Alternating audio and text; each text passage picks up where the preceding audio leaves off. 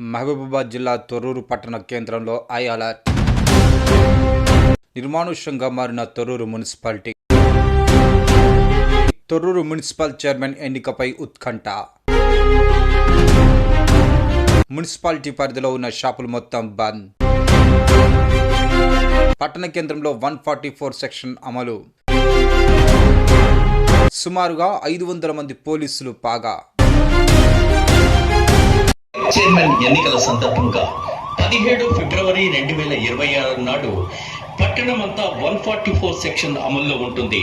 అందువల్ల ప్రజలు ఎవరు కూడా ఇద్దరు లేదా ముగ్గురి కంటే ఎక్కువగా ఎక్కడైనా గుమికూడ రాదని, రోడ్లపై కానీ బహిరంగ ప్రదేశాల్లో కానీ సమావేశాలు నిర్వహించకూడదని పోలీస్ శాఖ గట్టిగా హెచ్చరిస్తోంది.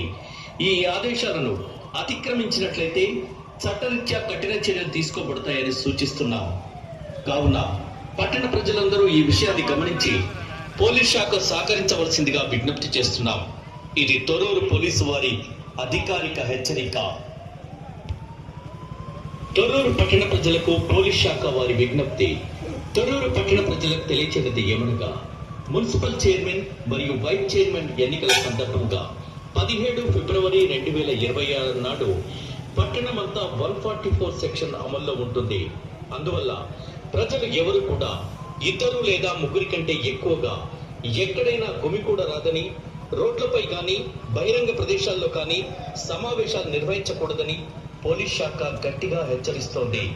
ఈ ఆదేశాలను అతిక్రమించినట్లయితే చట్టరీత్యా కఠిన చర్యలు తీసుకోబడతాయని సూచిస్తున్నాం. కావున పట్టణ ప్రజలందరూ ఈ విషయాన్ని గమనించి పోలీస్ శాఖ సహకరించవలసిందిగా విజ్ఞప్తి చేస్తున్నాం. ఇది తొర్రూరు పోలీసు వారి అధికారిక హెచ్చరిక. తొర్రూరు పట్టణ ప్రజలకు పోలీస్ శాఖ వారి విజ్ఞప్తి.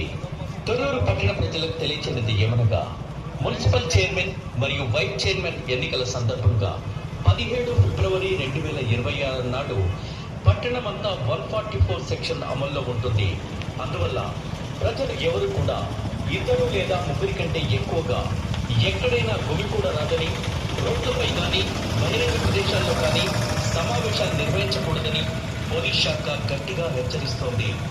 ఈ ఆదేశాలను అతిక్రమించినట్లయితే చట్టరీత్యా కఠిన చర్యలు తీసుకోబడతాయని సూచిస్తున్నాం.